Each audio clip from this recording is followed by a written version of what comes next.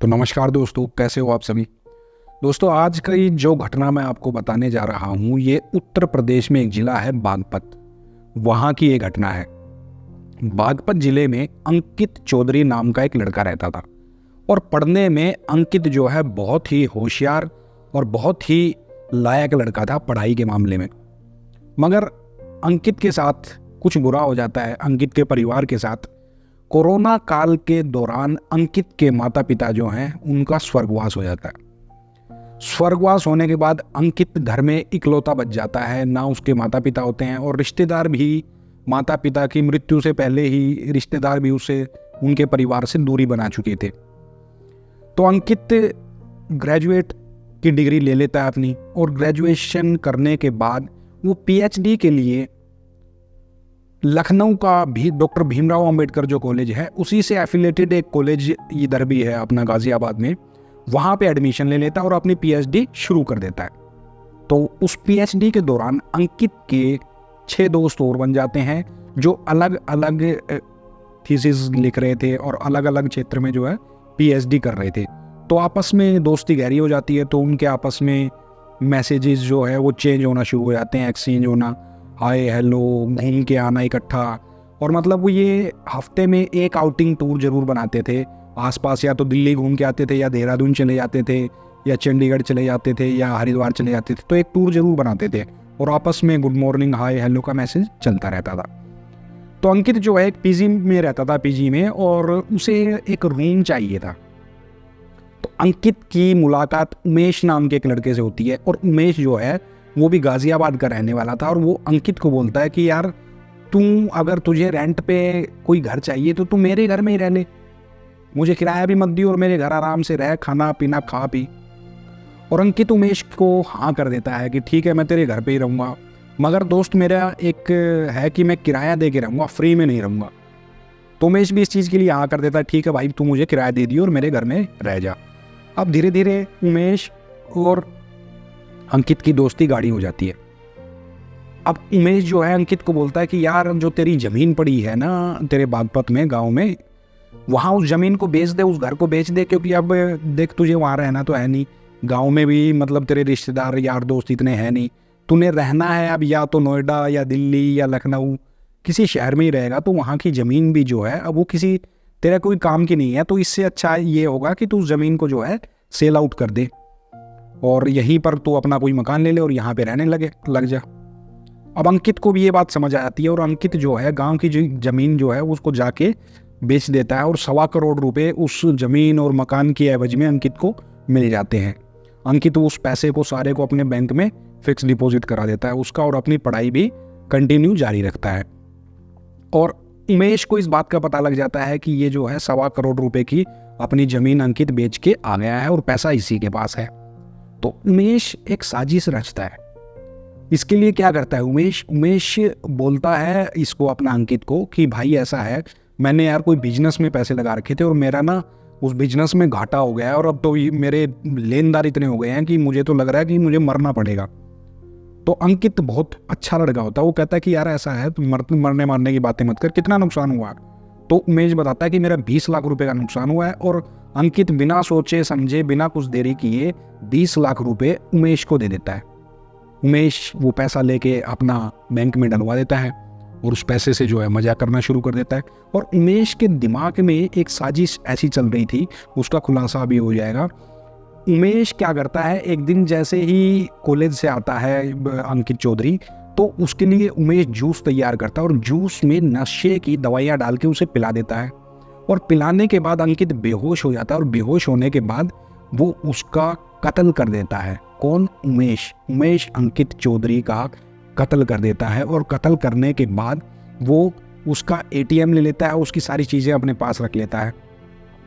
और उधर पिछले 15 दिनों से उसके दोस्त परेशान होते हैं कि यार उसके मैसेज तो आ रहे हैं, मगर जब भी उससे अंकित चौधरी से मिलने के लिए बात करते हैं तो मैसेज कर देता है कि मैं नहीं आ रहा, मैं बिजी हूँ, मैं थीसिस पे काम कर रहा हूँ। बोला यार कुछ अटपटी सी बात लग रही है, 6 दोस्त आपस में बात करते हैं। तो फिर वो सीधा ही वो 6 के 6 दोस्त उमेश के पास, उमेश के घर पहुंच जाते हैं। उमेश के घर पहुंचने के बाद जब वो तफ्तीश करते हैं कि हमारा दोस्त अंकित चौधरी कहाँ है, हमें उसके बारे में बताओ, तो उमेश घबरा जाता है थोड़ा सा और बोलता है कि वो तो उसे जाए हुए यहाँ से 15 दिन हो गए, 15 दिन से वो पता ही नहीं कहाँ है, वो शायद कहीं घूमने गया होगा। अब धीरे धीरे इस बात को 2 महीने का समय बीत जाता है। वो दोस्त भी आपस में बात करते हैं, यार अंकित के मैसेज भी डेली आ रहे हैं और अंकित न जाने है कहाँ, ऐसा भी नहीं है, फ़ोन करो तो फ़ोन भी नहीं उठाता है, सिर्फ उसके मैसेज आते हैं। कहीं ना कहीं बात में कोई ना कोई तो गड़बड़ है। और वो सारे दोस्त शाम को एक 6 में से एक दोस्त के घर पे बैठे थे और बैठे बैठे ऐसे ही मैसेज चेक कर रहे थे। तो एक दोस्त ने एकदम से मैसेज की तरफ ध्यान गया कि यार ये जो मैसेज भेज रहा है, इस मैसेज में स्पेलिंग की मिस्टेक है। और अंकित पढ़ा लिखा लड़का है, ये छोटी छोटी मिस्टेक कर रहा है वो, और इंग्लिश भी प्रॉपर तरीके से नहीं लिख रहा है।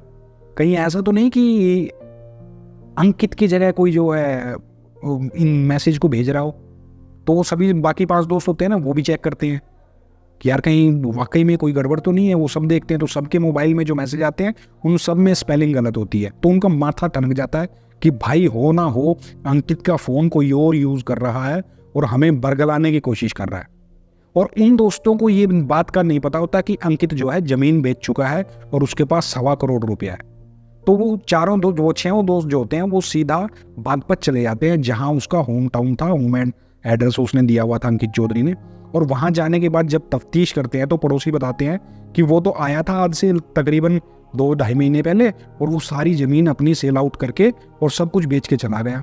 अब उसके दोस्तों का माथा ठनक जाता है कि 1.25 करोड़ रुपया है अंकित के पास, तो हो ना हो उसके साथ कोई ना कोई हादसा हुआ। वो सीधा वहाँ गाँव से बागपत से आने के बाद पुलिस स्टेशन पहुँच जाते हैं और पुलिस स्टेशन में जाने के बाद पुलिस को सारी घटना के बारे में बताते हैं कि अंकित के पास ऐसे ऐसे करके ये हमारे मैसेज आए हुए हैं और मैसेज में स्पेलिंग भी गलत है, मगर आज से 2 महीने पहले वो अच्छे से प्रॉपर इंग्लिश लिखता था और कोई मिस्टेक नहीं होती थी। अब इंग्लिश भी बनी बनाई सी आ रही है, जैसे कोई नौसिखिया लिख रहा है वैसे मैसेज आ रहे हैं हमारे पास।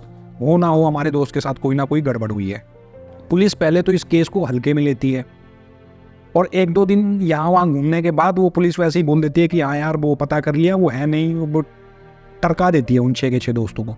तो उनमें से एक दोस्त कहता है कि इंस्पेक्टर साहब उसके पास उसने अपनी ज़मीन बेची थी और 1.25 करोड़ रुपया उसके पास बैंक में बैलेंस है। हमें इस बात का डर है कि कहीं उसके साथ कोई अनहोनी ना घट गई हो, कोई ऐसी घटना ना घट गई हो जो उसके लिए खतरनाक सिचुएशन उसके लिए पैदा कर दे।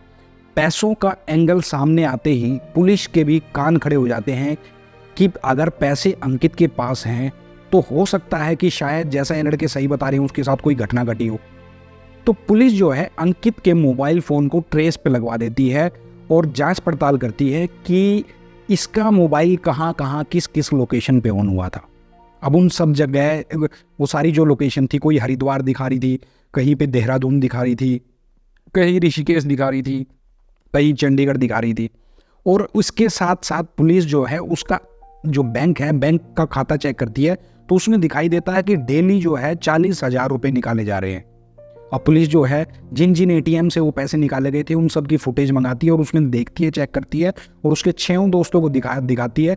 और हर उस फुटेज के अंदर एक लड़का था जो कैप लगाए हुए था, उसने मास्क पहना हुआ था, वही जो हर एटीएम से पैसे निकाल रहा है। तो उसके 6 के 6 दोस्त देखते ही उस इंसान का कद काठी देखने के बाद पुलिस को मना कर देते हैं कि ये अंकित नहीं है, बल्कि अंकित की बजाय ये कोई और है। अब पुलिस जो है इस बात को अपना डायरी में नोट कर लेती है कि अंकित के एटीएम से पैसे कोई और इंसान निकाल रहा है और लोकेशन भी उन्हीं एरिया की दिखाई देती है और फ़ोन भी तभी ऑन होता है जब वो लोकेशन पे एटीएम से पैसे वो बंदा निकाल रहा है। तो पुलिस वापस जो है गाजियाबाद आ जाती है और सीधा 6 के 6 दोस्तों को लेकर उमेश के घर का रुख करती है, जहाँ पर वो किराए पर अंकित चौधरी रहा करता था। और वहाँ जाने के बाद उमेश से जब पुलिस मिलती है तो तफ्तीश करती है और उमेश से पूछती है, तो उमेश जो है बातों में घबराना, मतलब उसकी बातों में घबराहट दिखाई देती है, माथे पे पसीना आ जाता है और पुलिस एक नज़र में भांप जाती है कि ये उमेश जो है कहीं ना कहीं किसी न किसी बात को छुपा रहा है। और पुलिस उमेश को उठा लेती है और सीधा थाने ले जाती है। और थाने ले जाने के बाद जब उसकी सेवा करी जाती है पुलिस के द्वारा, उस पर पटे चलाए जाते हैं, तो उमेश पहले 10 मिनट में ही उगल देता है कि हाँ मैंने ही जो है उमेश का कत्ल किया है। अब कत्ल किया है, उसके पीछे की जो स्टोरी है वो पुलिस जो है उमेश से पूछती है कि हमें पूरी बात बताओ कि आखिर हुआ क्या था। तब जाकर पूरी स्टोरी सामने आती है, खुल के सामने आती है। उमेश पुलिस को बताता है कि मुझे जैसे ही पता चला कि अंकित जो है घर का इकलौता है और इसके परिवार में कोई भी सदस्य अब जिंदा नहीं है, तो मेरे दिमाग में एक साजिश आई कि क्यों ना मैं इसे अपने पास रख के इसका घर ज़मीन सब बिकवा दूं जो भी उसके बागपत में था, और उससे जो पैसा आएगा उसको मैं रख लूँगा और इसका जो मैं है कत्ल करवा दूंगा। और इसके कत्ल करवाने के बाद ये खबर किसी दूसरे इंसान को पता भी नहीं लगेगी और ना ही कोई इसकी जांच पड़ताल के लिए यहाँ गाजियाबाद आएगा या बागपत जाएगा। सभी सोचेंगे कि कहीं निकल गया होगा ये ज़मीन बेच के। तो मैंने इस साजिश को अंजाम दिया था। और पुलिस पूछती है उमेश से कि तुम्हारे अंदर इतनी दिलेरी कहाँ से आई। तो उमेश बताता है कि मैं एक हड्डियों के डॉक्टर के पास काम करता हूँ और मुझे सारी नॉलेज है कि किस तरीके से हड्डियों को काटा जाता है। और मैंने जैसे ही उमेश आया था तो मैंने उसको नशीला पिलक पदार्थ जो जूस में मिला के पिला दिया था, उससे अंकित जो है बेहोश हो गया था और आरी मेरे पास पड़ी थी। मैंने अंकित के 3 टुकड़े किए थे और तीनों टुकड़ों को अलग अलग फेंकवा दिया था। एक को गंग नहर में फेंक दिया था, एक को वहीं पे एक नाला था उसमें फेंक दिया था, और तीसरे टुकड़े को जो है जो एक्सप्रेसवे है आगरा वाला उस पर एक साइड में मैंने बीच रास्ते में फेंक दिया था। और उसके बाद मैं घर पे आ गया था। तो फोरेंसिक टीम जो है वहाँ पे पहुँचती है उसके घर पर, और फोरेंसिक टीम जो है पूरे घर में सर्च करती है। सर्च करने के बाद एक जगह उन्हें 3 खून के धब्बे मिल जाते हैं और उनकी फ़ोटो वोटो, और उससे जो है वो सब DNA वगैरह कलेक्ट करके फोरेंसिक टीम अपने पास ले आती है।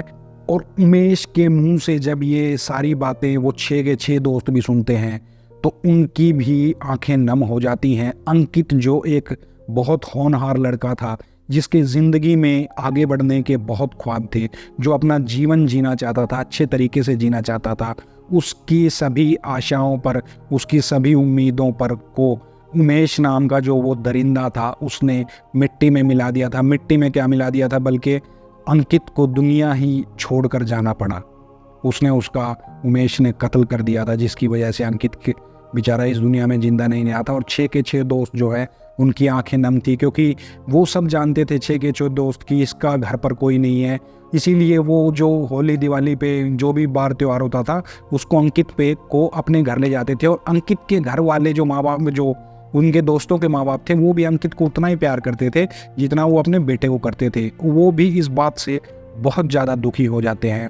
और ये दोस्तों घटना जो है ये बागपत ज़िले की थी। तो दोस्तों हमेशा ना सतर्क रहें।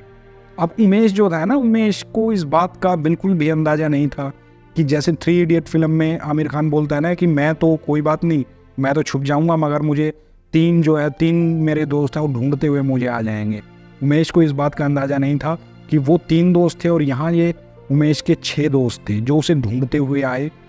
और उन्होंने खुद तफ्तीश करी और तफ्तीश करने के बाद उन्होंने पुलिस में रिपोर्ट करी और इस केस को अंकित को इंसाफ दिलाया गया। और बाद में खबर ये भी आई थी कि उमेश जो है उसे उम्र कैद की सज़ा हो गई है। ये घटना अक्टूबर 2022 की है दोस्तों। तो हमेशा दोस्तों आप सतर्क रहें और किसी पर भी जल्दी से आप विश्वास ना करें। हो सकता है कोई इंसान न जाने किस मेंटलिटी से आपके साथ व्यवहार कर रहा है। बड़ा जांच परख कर, बड़ा हर चीज़ को सोच विचार करके ही कोई कदम अपनी लाइफ में आगे बढ़ाएं। तो दोस्तों कमेंट करके बताना कि उमेश को क्या जो ये उम्र कैद की सज़ा मिली है ये सही थी या उमेश को फांसी होनी चाहिए थी। तो दोस्तों मिलते हैं ऐसे ही किसी किस्से के साथ, रोमांचक किस्से के साथ, आपको कोई सीख देने वाले किस्से के साथ नेक्स्ट वीडियो में। तो दोस्तों तब तक मौज लो, रोज लो, ना मिले तो खोज लो। आप सभी का दिल से धन्यवाद।